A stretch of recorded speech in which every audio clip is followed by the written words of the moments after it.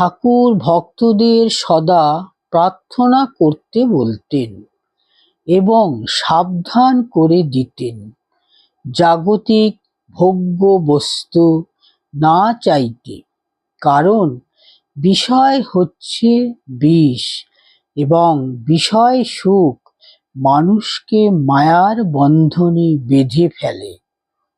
একজন ভক্ত বলছেন, এই ভক্তের আমি কি একেবারে যায় না? শ্রীরামকৃষ্ণ বলছেন, ও আমি একবার যাই।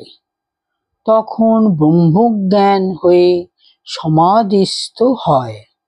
আমারও যায়, কিন্তু বরাবর নয়।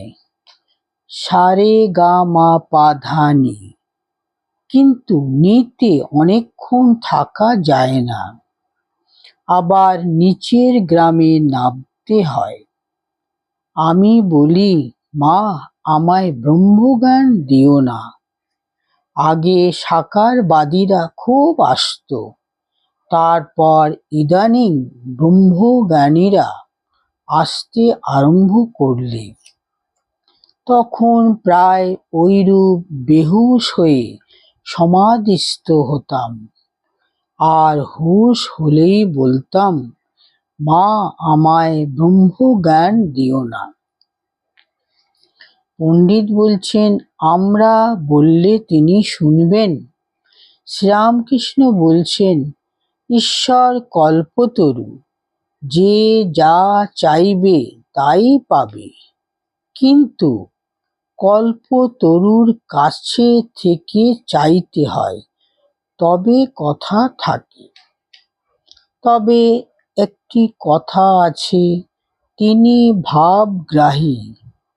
যে যা মনে করে সাধনা করে তার সেইরূপই হয়। যেমন ভাব তেমনি লাভ। একজন বাজিকর খেলা দেখাচ্ছে রাজার সামনে, আর মাঝে মাঝে বলছে, রাজা টাকা দাও, কাপড়া দাও। এমন সময় তার জিভ তালুর মূলের কাছে উল্টে গেল, অমনি কুম্ভক হয়ে গেল। আর কথা নাই, শব্দ নাই, স্পন্দন নাই। তখন সকলে তাকে ইটের কবর তৈয়ার করে সেইভাবেই পুঁতে রাখলে। 1000 বৎসর পরে সেই কবর কে খুঁড়েছিল? তখন লোকে দেখে যে একজন যেন সমাধিস্থ হয়ে বসে আছে। তারা তাকে সাধু মনে করে পূজা করতে লাগল। এমন সময় নাড়াচাড়া দিতে দিতে তার জিভ তালু থেকে সরে এলো। তখন তার চৈতন্য হলো, আর সে চিৎকার করে বলতে লাগলো, লাগ ভেলকি লাগ, রাজা টাকা দাও, কাপড়া দেও। ঠাকুর কিয়ৎক্ষণ চুপ করিয়া আছেন, আবার কথা বলিতেছেন।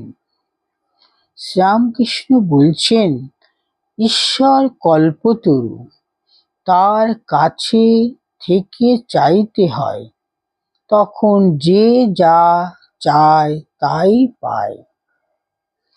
ঈশ্বর কত কি করেছেন, তার অনন্ত ব্রহ্মাণ্ড, তার অনন্ত ঐশ্বর্যের জ্ঞান আমার দরকার কি?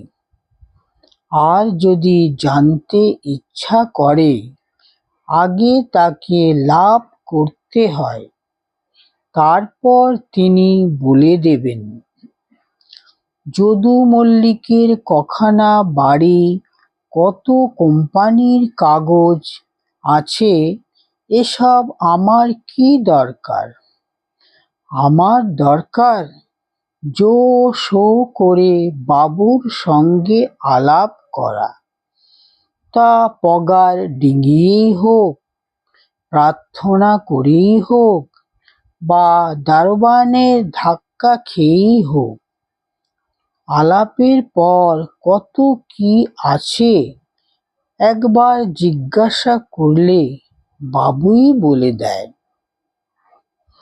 আবার বাবুর সঙ্গে আলাপ হলে আমলারাও মানে। কেউ কেউ ঐশ্বর্যের জ্ঞান চায় না। সুরীর দোকানে কত মদ আছে, আমার কি দরকার, আমার এক বোতলেতেই হয়ে যায়। ঐশ্বর্য জ্ঞান চাইবে কি, যেটুকু মদ খেয়েছে তাতেই মত্ত। যোগ সাধনায় সিদ্ধ হলেই সিদ্ধাই স্বতঃস্ফূর্তভাবে সাধকের জীবনে আবির্ভূত হয়। ঠাকুর একদিন নরেন্দ্রকে বলেন, দেখ, অষ্টসিদ্ধি আমার মধ্যে কিলবিল করছে, তুই নিবি? নরেন্দ্র বলেন, মহাশয়, ওই সকলের দ্বারা আমার ঈশ্বর লাভের সহায়তা হবে কি? না, তবে উহারা মায়ের কাজে সাহায্য করতে পারবে না। আমার ওইসবের দরকার নেই, আগে ঈশ্বর লাভ হোক, পরে দেখা যাবে। বিচিত্র বিভূতি সকল লাভ করে যদি জীবনের উদ্দেশ্য ভুলে যাই তবে সর্বনাশ হবে। ঠাকুর শুনে খুব খুশি হলেন। ঠাকুর সিদ্ধাই একদম পছন্দ করতেন না। তিনি জানতেন সিদ্ধাই সাধককে অনেক সময় বিপথে নিয়ে যায়। সিদ্ধাই প্রসঙ্গে ঠাকুর বলেছিলেন, যারা হীনবুদ্ধি তারা সিদ্ধাই চায়।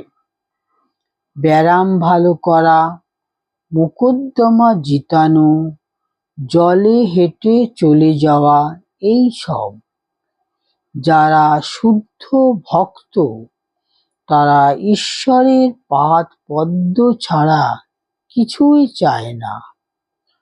হৃদে একদিন বললে, মামা, মার কাছে কিছু শক্তি চাও, কিছু সিদ্ধাই চাও। আমার বালকের স্বভাব, কালীঘরে জপ করবার সময় মাকে বললাম, মা হৃদে বলছে কিছু শক্তি চাইতে, কিছু সিদ্ধাই চাইতে। অমনি দেখিয়ে দিলে সামনে এসে পেছন ফিরে উবু হয়ে বসল একজন বুড়ো বেশ্যা, 40 বছর বয়স, ধামাপোদ, কালা পেড়ে কাপড় পরা, পর পর করে হাগছে। মা দেখিয়ে দিলেন যে সিদ্ধাই এই বুড়ো বেশ্যার বিষ্ঠা।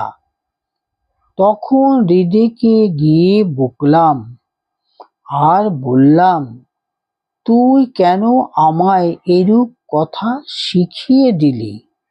তোর জন্যই তো আমার এরূপ হলো।